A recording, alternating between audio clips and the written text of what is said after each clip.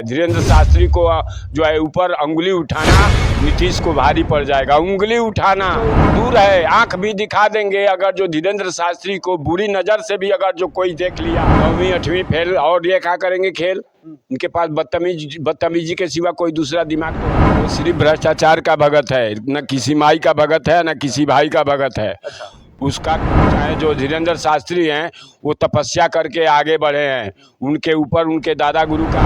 तो आपको नहीं लगता है कि अंधभक्ति है पर्चा खोलना, क्योंकि वो तो कहते हैं यदि बागेश्वर धाम पे कोई भी वहाँ आँच आती है, किसी भी प्रकार का आती है, तो पहले तो मैं बिहार पुलिस प्रशासन को बताऊँ, आतंकवादी ही नहीं, ये आतंकवादी से भी बढ़ के हैं। देखिए जो इस तरह मतलब 13 तारीख को बागेश्वर वाले बाबा जाएंगे पटना, एकदम जाएंगे, उनके रथ का कोई भला रोक सकता है। नमस्कार, मैं अमित कुमार, आप देख रहे हैं टीवी समाचार। टीवी समाचार की टीम इस वक्त महुआ पाटन में है और हमारे साथ वही वायरल बाबा हैं जो हमारे टीवी समाचार पर ढेर सारे राजनीतिक से संबंधित वायरल होते रहते हैं।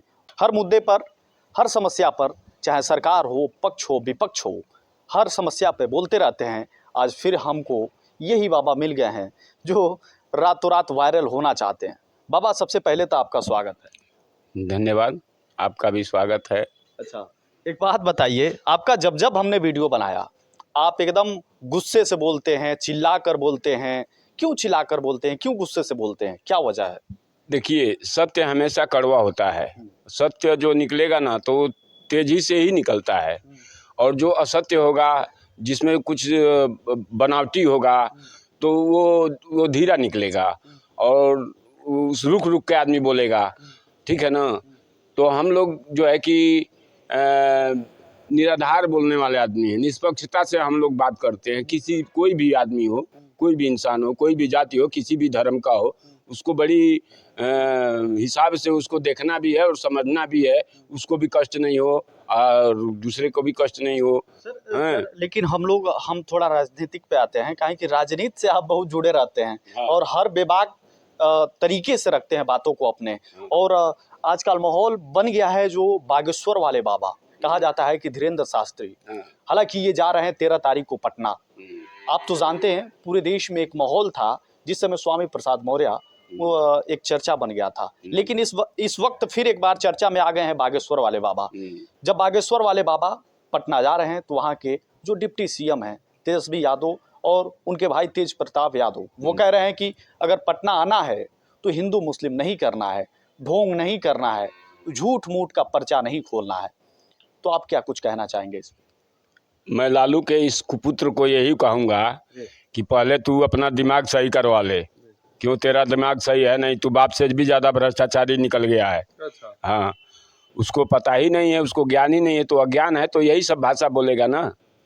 ज्ञान थोड़ी है महाराज, बिना पढ़े लिखे थोड़ी है कोई मुख्यमंत्री वैसे ही। पढ़ा है, कितना पढ़ा है उसका? एक लड़का 9वीं फेल है, माई अंगूठा ठेल है, बाप बेटा 9वीं फेल है।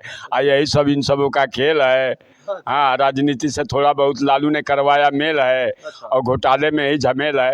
अच्छा, घोटाले में ही झमेल है। हाँ। एक बात बताइए कि आप समाजवादी पार्टी के, भाजपा के, ना बीएसपी के, आप किसी पार्टी की तरफ से नहीं बात करते हैं, लेकिन आपको जलन किस बात का होता है किसी पार्टी से? हमको जलन इन बैठे हुए भेड़ियों के कार्यशैलियों पे होता है। ये जो राजनीतिक के चोला ओढ़ करके और ये भेड़िए बैठे हैं कुर्सी पे, इनके कार्यशैली पे जो है कि संदेह ही नहीं होता है। संदेह से भी बड़ा जो है कि एकदम उजागर सामने दिखता है कि ये सब क्या कर रहे हैं, इनकी कार्यशैली कैसी है। देखिए, कोई संवैधानिक पद है, उसकी एक गरिमा होती है। मुख्यमंत्री पद, मंत्री पद, राष्ट्रपति पद, प्रधानमंत्री का पद जो है, ये सब गरिमामय पद है। ठीक है ना। तो इस पे कौन बैठ सकता है? जो पढ़ा लिखा। अभी फिलहाल जो जिस मुद्दे पर हम लोग चर्चा कर रहे हैं वो मुद्दा यही है कि क्या बागेश्वर वाले बाबा जाएंगे पटना? अगर जाते हैं तो क्या उनके ऊपर किसी तरह का खतरा हो सकता है? पहले तो ऐसा होगा नहीं। हाँ। और यदि दुर्भाग्यपूर्ण होता है तो पहले तो मैं ये कहूँगा बिहार की जनता वहाँ क्या कर रही है। ठीक है। और दूसरी बात, इन 2-4 नेताओं के कहने पे, बोलने पे, यदि धर्म अपना रास्ता छोड़ देगा ऐसा तो संभव नहीं है कि नदी बह रही है और किसी के तेजी में आकर बोल दे कि इस नदी का धार पलट दो, उस पूरब से पश्चिम कर दो, तो कोई कल कर सकता है? अच्छा, आपको लगता नहीं? हाँ। जिस तरह से नदी का वेग, वायु का वेग कोई नहीं रोक पाएगा, अग्नि का वेग कोई नहीं रोक पाएगा, उसी तरह हमारे सनातन का ये वेग है जो धीरेंद्र शास्त्री के सहारे जो है पूरे विश्व को जो है कि सनातन को जगा रहा है, चेतना दे रहा है, वो तो कहते चैतन्य कर रहा है, उसको कोई नहीं रोक पाएगा। ये दो चार जो है लुखे लफाड़ी हैं 9वीं 8वीं फेल, और ये क्या करेंगे खेल? इनके पास बदतमीजी के सिवा कोई दूसरा दिमाग तो है नहीं। अच्छा, बागेश्वर धाम सरकार यदि वहाँ जा रहे हैं धीरेंद्र शास्त्री जी महाराज, तो वो धर्म के प्रचार के लिए जा रहे हैं, कुकर्म करने वहाँ नहीं जा रहे हैं कि ये जेल भिजवा देगा और मनीष कश्यप के तरह NSA लगवा देगा। मनीष कश्यप के ऊपर जो ये NSA लगवाया है, फिर मैं आपको बोल रहा हूँ आपके चैनल के माध्यम से, वो तो कहते हैं तेजस्वी यादव, तेज प्रताप यादव कहते हैं कि ये पर्चा खोलते हैं, अंधभक्ति वाला काम करता है। पर्चा क्यों नहीं अपने घर का पर्चा खोल देते हैं? अगर इतना जानकारी है बाबा को तो कहते हैं तेजस्वी यादव हम भी भक्त हैं भगवान का, माता रानी का। लेकिन सर सच्चाई तो है ना, कैसे पर्चा खोल देते हैं? वो सिर्फ भ्रष्टाचार का भगत है, न किसी माई का भगत है, न किसी भाई का भगत है। अच्छा। उसके खून में भ्रष्टाचार का खून है। भ्रष्टाचार जो उसके बाप ने किया, उसकी माँ ने किया, उसका खून है। वो सब खाक पी करके और पला पोसा है।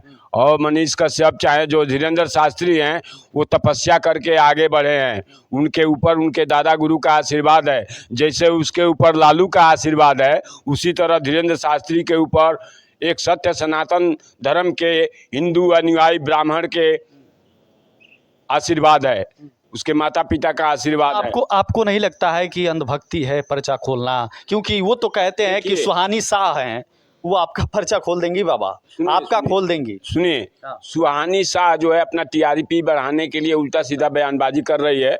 और जिस दिन किसी अच्छे जैसे धीरेंद्र शास्त्री हैं और हम लोग जैसे तेज तरार आदमी के अगर जो चंगुल में जिस दिन फंस गई, तो उसका पर्चा खुद ही खुल जाएगा। अच्छा। उसी का पर्चा उसी के ऊपर खुल जाएगा। अच्छा। हाँ, मैं आपके चैनल के माध्यम से बात बोल रहा हूँ कि सुहानी तुम संभल जाओ, तुम्हारा ये काम नहीं है। तुम्हारा जो काम है वो तुम बखूबी करो। तुम्हारा जो जेन्युइन काम है तुम उसको भूल करके और इस पचड़े में पड़ी हो। रोक लेंगे आप? कभी मान लीजिए बागेश्वर वाले बाबा जाते हैं, अगर कुछ होता है तो इसका जिम्मेदार कौन होगा? यदि बागेश्वर धाम पे कोई भी वहाँ आँच आती है, किसी भी प्रकार का आती है, तो पहले तो मैं बिहार पुलिस प्रशासन को बताऊंगा, कहूँगा कि वो ये इन लोगों की कार्यशैली पे संदेह होगा। दूसरी बात कि वहाँ की जनता क्या कर रही थी, जो है कि धर्म का चोला पहन करके वहाँ प्रांगण में गई थी। तो इस तरह की बात नहीं होगी, ये हवाई है। अभी एक वीडियो में कहे हैं कि ये जितने लालू के खानदान हैं कि जो इस तरह के संवैधानिक कुर्सी पे बैठ करके और देश के जनता का रुपया धन घोटाला करता है, वो आतंकवादियों से भी बड़ा होता है। तो NSA तो इनके ऊपर लगना चाहिए, इसके बाप के ऊपर लगना चाहिए, इसके पूरे खानदान के ऊपर NSA लगना चाहिए। क्यों? दिल्ली का जो है फ्रेंड्स कॉलोनी, आपको पता होगा, शायद दिल्ली गए हैं ना, तो दिल्ली में जाके देखिए फ्रेंड्स कॉलोनी में इसका कितना अरबों खरबों का जो है कि संपत्ति है। गुड़गावा में इसका जो है कि फार्म हाउस है। कहाँ कहाँ नहीं है ये रुपया, सब कहाँ खपाया है? सब दिल्ली राजधानी में खपाया है, हरियाणा में खपाया है, गुजरात में खपाया है। यही से राज्यों में जो है कि इनका कोठी और बंगला। 13 तारीख को बागेश्वर वाले बाबा जाएंगे पटना? एकदम जाएंगे। उनके रथ का कोई भला रोक सकता है? उनका प्रोग्राम फिक्स हो गया है। अभी रोक दिया जाए तो क्या? अभी वो महाराष्ट्र में उनका कार्यक्रम रोक दिया जाए तो क्या करेंगे? कौन रोक देगा? तेजस्वी यादव नीतीश रोक दें तो क्या करेंगे? तेजस्वी और नीतीश के बस में नहीं है। नीतीश सिर्फ मनीष कश्यप जैसे पत्रकार को ही जेल करवा सकता है। धीरेंद्र शास्त्री को जो है ऊपर उंगली उठाना नीतीश को भारी पड़ जाएगा। उंगली उठाना, उंगली तो दूर है, आंख भी दिखा देंगे। अगर जो धीरेंद्र शास्त्री को बुरी नज़र से भी अगर जो कोई देख लिया, बिहार का ऐरा गैरा जो भी नथु कह रहा है, जो इस तरह का डिबेट दे रहा है, बोल रहा है, भाषण कर रहा है कि हम माने नहीं देंगे, ये कर देंगे, वो कर देंगे। अरे तुम लोग धीरेंद्र शास्त्री से इतने क्यों डरे हुए हो? धीरेंद्र शास्त्री कोई जो है कि मुंह से तुमको मंत्र फूंक करके तुमको भस्म नहीं कर देंगे। हाँ, तुम उनके लिए यदि सेवा करोगे तो तुम्हारे लिए आशीर्वाद देंगे। आशीर्वाद देने के लिए पूरे बिहार की जनता को आशीर्वाद देने के लिए जा रहे हैं।